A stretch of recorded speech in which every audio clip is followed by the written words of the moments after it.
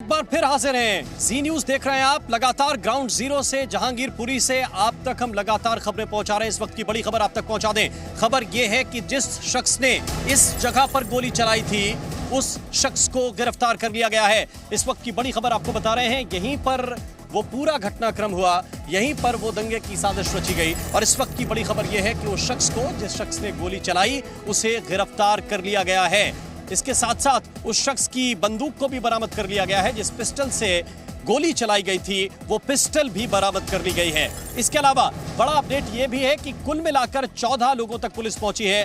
14 लोगों को अब तक गिरफ्तार कर लिया गया है। पहले 9 लोगों को गिरफ्तार किया गया था, इसके बाद 5 और लोगों को गिरफ्तार किया गया। कुल मिलाकर 14 लोगों की गिरफ्तारी अब तक हो चुकी है। इस वक्त की बड़ी खबर यही है। तो लगातार हम आप तक जानकारी पहुंचा रहे हैं कि किस तरह से कार्रवाई लगातार दिल्ली पुलिस की जारी है। और चारों तरफ जिस इलाके हम खड़े हैं, जिस इलाके में खड़े हैं, उसके चारों तरफ दिल्ली पुलिस, जो आरएएफ है, सीआरपीएफ के जवान हैं, वो यहाँ पर तैनात हैं। और लगातार हम उनकी तस्वीरें भी आप तक पहुँचा रहे हैं। लगातार पेट्रोलिंग हो रही है, अलग अलग क्षेत्र में जा रही है टीम। हमारे साथ इस वक्त जी मीडिया संवाददाता राजू राज इस वक्त हमारे साथ जुड़ रहे हैं। हम सीधे रुक कर रहे हैं राजू राज की ओर। राजू, क्या इनपुट है? 14 लोगों की गिरफ्तारी हुई है, अब इनसे पूछताछ के आधार पर आगे बढ़ेगी पुलिस। बिल्कुल राम, बता दूं कि अब तक 14 लोगों की गिरफ्तारी हो चुकी है। और जिस शख्स ने पिस्टल से फायरिंग की थी, गोली चलाई थी, उस शख्स को भी गिरफ्तार कर लिया गया। उस शख्स का नाम असलम है और उस शख्स की गिरफ्तारी हो चुकी है। अभी कुछ देर पहले दिल्ली पुलिस ने यहाँ पर अमन कमेटी की मीटिंग बुलाई थी।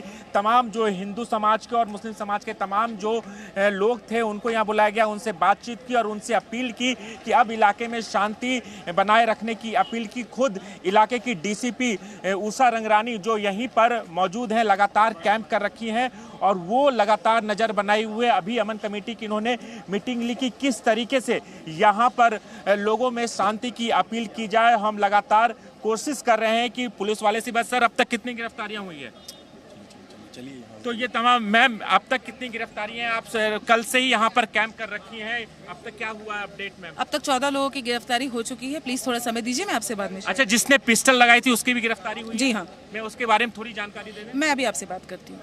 तो ये तमाम जो डीसीपी है उषा रंगरानी, इनका साफ तौर पे कहना है कि 14 गिरफ्तारियां हो चुकी है और लगातार इन्होंने यहाँ पर कैंप कर रखा है। एक इंस्पेक्टर से लेकर तमाम जो अधिकारी हैं उनसे लगातार मॉनिटरिंग कर रही हैं और यहाँ पर आरएएफ के जवानों को भी लगाया गया है। तमाम जो टीमें यहाँ पर लाई गई है ताकि इलाके में शांति बहाल हो सके और पुलिस की जांच लगातार आगे बढ़ती जा रही है। 14 लोगों की गिरफ्तारी अब तक इस पूरे मामले में हो चुकी है। राम, बिल्कुल। और इस वक्त हमारे साथ दिल्ली बीजेपी के अध्यक्ष आदेश गुप्ता जुड़ गए हैं। राजू, मैं आपके पास वापस लौट के आऊंगा। आदेश गुप्ता जी, आपका बहुत बहुत स्वागत है जी न्यूज पर। दिल्ली के आप प्रदेश अध्यक्ष हैं भारतीय जनता पार्टी के। ये जो घटनाक्रम हो रहे हैं, इसके पीछे आप किन चीजों को देख रहे हैं?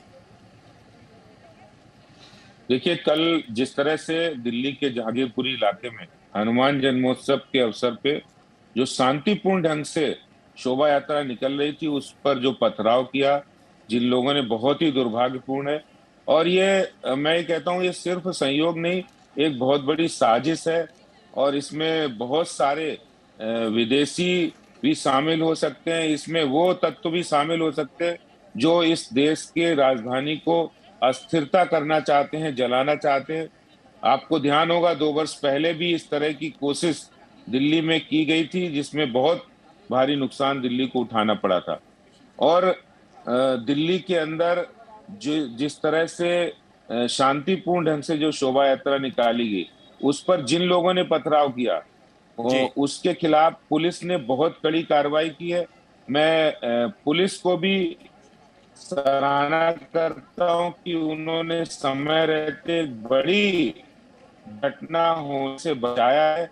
इसके ऑफिसर्स और पुलिस के सब इंस्पेक्टर जो मेघालाल जी, जो गोली चलने से घायल हुए हैं, जिनको गोली लगी है, और उनको भी मैं सराहना करता हूं। इसके साथ दिल्ली पुलिस ने समय रहते सबको कंट्रोल किया है और उस कंट्रोल के बाद आज स्थिति नियंत्रण में है। 14 लोगों की गिरफ्तारी भी हुई है। वहां पुलिस भारी मात्रा में डिप्लॉयड है। ठीक है, दिल्ली पुलिस ने ठीक काम किया, आप ये कह रहे हैं। दिल्ली पुलिस अभी भी जहां हम खड़े हैं ग्राउंड जीरो पे जहांगीरपुरी में, यहां भी ठीक काम कर रही है। लेकिन अगर आप ये साजिश का आरोप लगाते हैं कि ये प्रयोग है, ये संयोग नहीं है, तो फिर इसे रोकने की जिम्मेदारी भी चूंकि केंद्र के अधीन है दिल्ली पुलिस, उन्हीं की है। अगर ये घटनाक्रम हुआ उसके बाद का एक्शन है तो दिल्ली पुलिस की तारीफ करनी चाहिए बाद के एक्शन के लिए, लेकिन रोकने की जिम्मेदारी भी तो इंटेलिजेंस एजेंसीज की है, दिल्ली पुलिस की है। ये संवेदनशील क्षेत्र है, आप लोगों को भी पता है, आप लोग भी जनता के बीच के लोग हैं। यहाँ पे अगर इस तरह का घटनाक्रम हो रहा है तो किसकी जिम्मेदारी माने? बिल्कुल, इसमें कोई दो राय नहीं कि जिस तरह से ये घटना हुई और इसमें जो लोग शामिल थे उनकी गिरफ्तारी भी हुई है और कार्रवाई भी हुई है, और इस पर एक बहुत जांच का भी ये विषय बनता है। लेकिन मैं यहाँ ये भी कहना चाहता हूँ कि किसी भी तरह की इस मामले में राजनीति नहीं होनी चाहिए। जो लोग तिरंगा पर भी पथराव कर सकते हैं वो वही लोग हैं जो टुकड़े टुकड़े गैंग का समर्थन करते हैं, या जो लोग भारत तेरे टुकड़े होंगे के नारे लगाने वाले हैं या उनके साथ खड़े होते हैं। और ये वही लोग हैं, उसमें ज्यादा अंतर नहीं है, क्योंकि ये वही लोग हैं जो बांग्लादेशी और रोहिंग्या मुसलमानों को दिल्ली में पानी के कनेक्शन भी दे रहे हैं, वो वहां पर उनको बिजली के कनेक्शन भी दे रहे हैं। तो इस तरह की मानसिकता, वो चाहे पीछे संरक्षण दे रहे हो या सामने कोई भी हो, है वही लोग।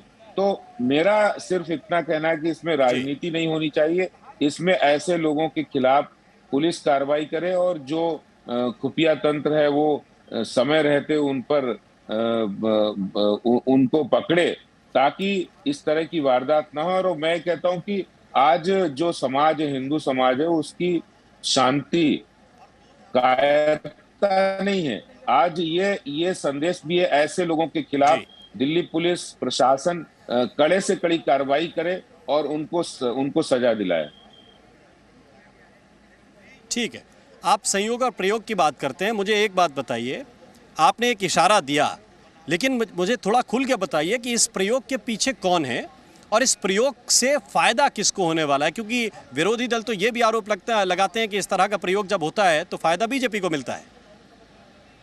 देखिए, इस तरह के प्रयोग और जो साजिश है वो दो तरह से आप समझिए, इसको बहुत बड़ा काम है।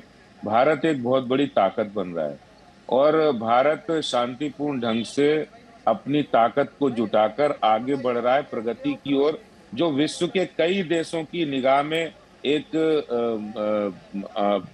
में वो अटक रहा है। इसलिए आज बहुत सारे देश, विदेशी ताकतें भारत को अस्थिर करना चाहती हैं। भारत के अंदर जो विपक्षी दल हैं वो भी शांतिपूर्ण ढंग से चलने वाली सरकार को किस तरह अस्थिर करें, इसके लिए वो साजिश कर रही हैं। तो इसलिए वो सहारा किसका ले रही? जो सांप्रदायिक उन्माद फैला सकते हैं, जो बांग्लादेशी है, जो रोहिंग्या है, या जो सांप्रदायिकता के नाम पर जो इस तरह की घटनाओं का अंजाम देते हैं, उनका सहारा लिया जाता है।